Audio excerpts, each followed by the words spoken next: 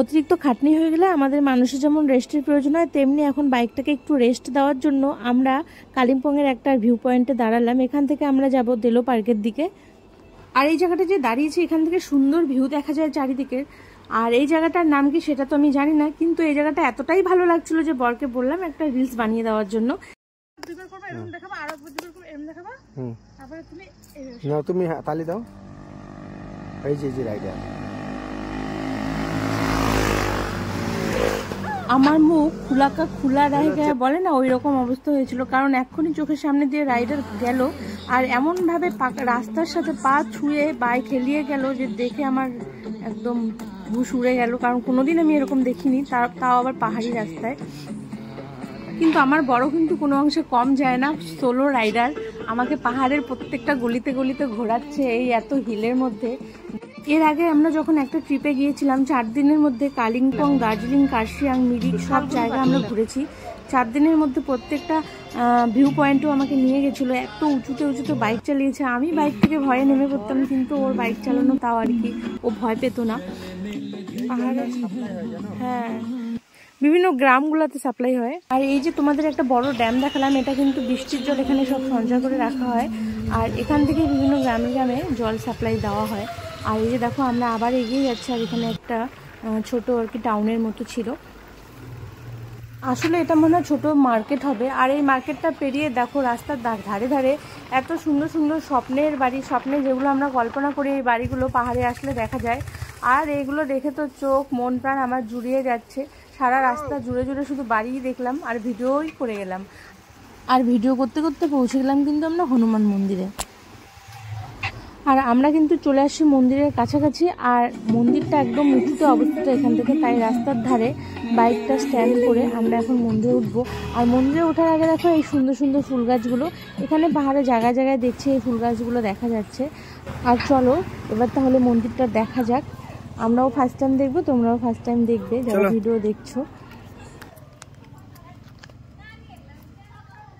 আর এই মন্দিরটা কিন্তু অনেকটাই উঁচুতে, অনেকটা সিঁড়ি বেয়ে আমাদের যেতে হবে। ওই যে দেখো হনুমান ঠাকুরের মাথাটা দেখা যাচ্ছে, খুবই সুন্দর।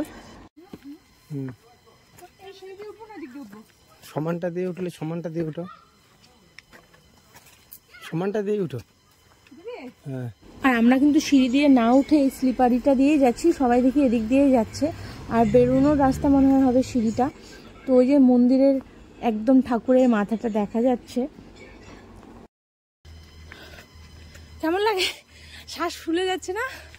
আর রাস্তাটা কিন্তু অনেকটাই দূরে, অনেকটাই সময় লাগছে আমাদের উঠতে। আর তার মধ্যে যেহেতু নিচের থেকে উপরের দিকে উঠছি, তো আরও সময়টা বেশি লাগছে। নামার সময় অতটা সময় লাগবে না যদিও।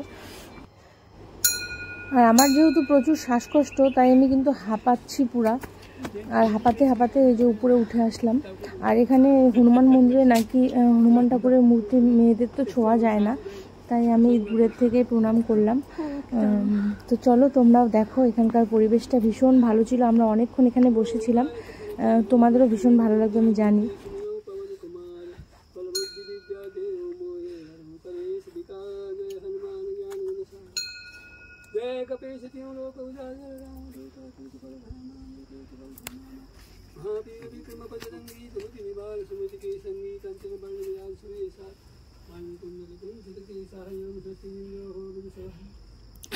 দেখো দাও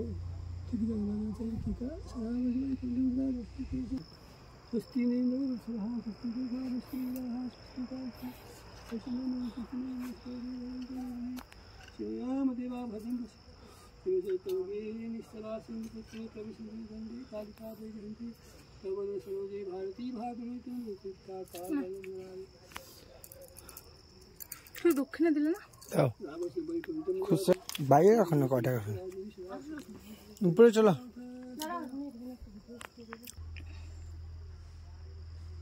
চলো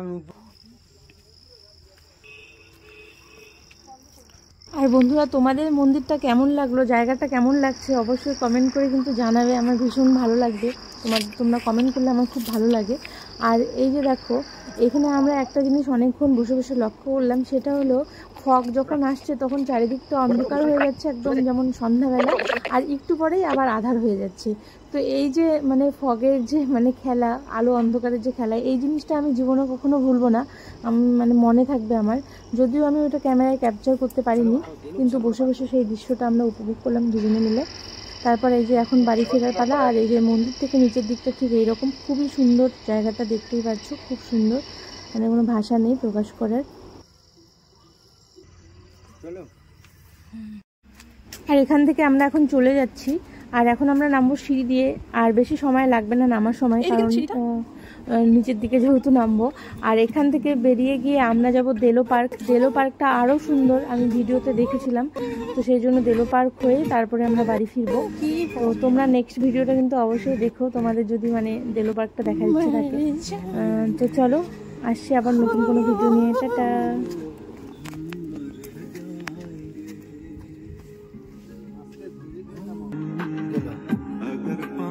গেল